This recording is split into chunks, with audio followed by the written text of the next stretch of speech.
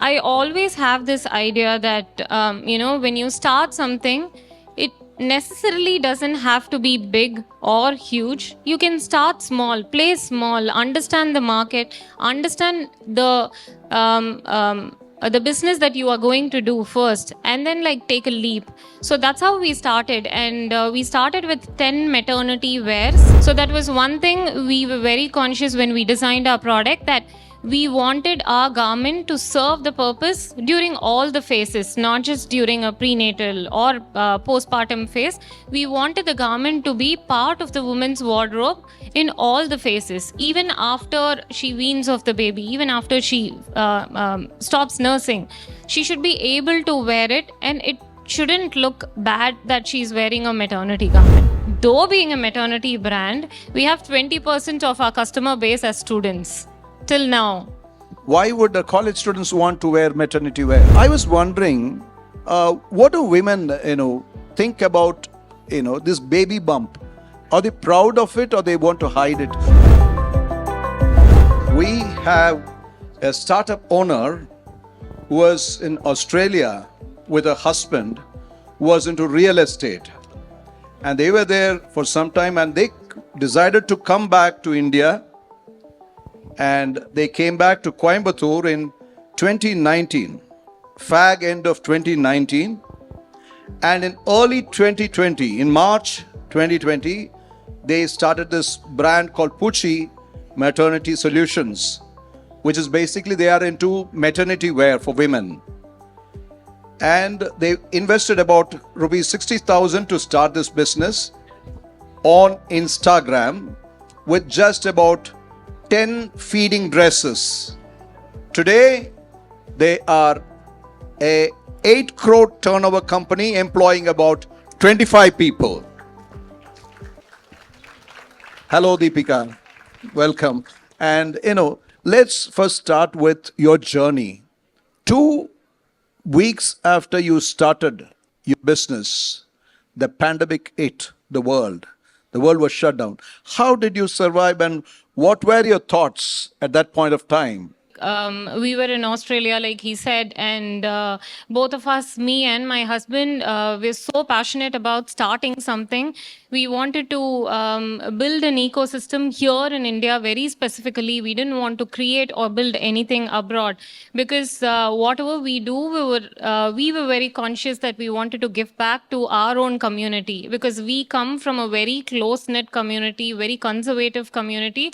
So we wanted us to come back and start. And when we came back, actually, we didn't come with any ideas. Like we came back to India. We chose Chennai, in fact. We came here, stayed for 6 months without any job, without any idea. But we just came back with pocket full of money for us to survive for a period. And we hunted for ideas. And motherhood came up and I became a mother, and that's when I had the inspiration to start Putchi, because when I became a mother I understood that there is a lack of support for women in our country, especially during this phase. So this was a fire inside me to start something. Didn't know where to start, how to start, but somehow wanted to help mothers. So being in like Coimbatore, at that time we moved to Coimbatore, and being in Coimbatore, surrounded by textile, like Sendil said, like when you are in a space surrounded by an ecosystem, you tend to do that. So we started with fashion, and from 2 weeks from our launch, COVID hit, and by the time, to our surprise, which started as an experiment, we were sold out. We were sold out with the initial launch of collection. So that gave us the boost. That gave What me... were the designs you launched? So we launched, how we did it started happen? very small. So I always have this idea that, when you start something, it necessarily doesn't have to be big or huge. You can start small, play small, understand the market, understand the business that you are going to do first, and then like take a leap. So that's how we started. And we started with 10 maternity wears initially. And as soon as we launched on our Instagram page, and that went viral. We had a celebrity endorsement in the first week of our launch itself, who looked into our product and really liked it and endorsed it. So I think that 2 week journey gave us the boost to. When you're saying you launched with 10 designs of maternity wear, what exactly were these designs? What exactly were their clothings? So the reason why we started with maternity wear was because maternity wear itself means it's a very cliched, ugly form of clothing, because it's unshaped, definitely not in style, loose-fitted garments with nursing zips hanging out. So we wanted to make it very sleek, very smart, wherein all these features are there in the garment, but it's all invisible. It's nothing different from an ordinary women's fashion. So we did maternity gowns, wherein like general dresses like what I am wearing, but then it will have the functionality features for mothers, like during their These pregnancy were and nursing. homeware, or you can wear it outside? Outerwear, complete outerwear. Outdoor wear. Yes. So, okay. So, when you're saying maternity wear, how much of it is prenatal, and how much of it is postnatal? When I'm saying prenatal, it's a pregnant woman. Again, that's the thing with fashion, right? Like with fast fashion, like we keep purchasing and we don't look at the sustainability or the long run of the garment, right? So that was one thing we were very conscious when we designed our product, that we wanted our garment to serve the purpose during all the phases, not just during a prenatal or postpartum phase. We wanted the garment to be part of the woman's wardrobe in all the phases, even after she weans off the baby, even after she stops nursing.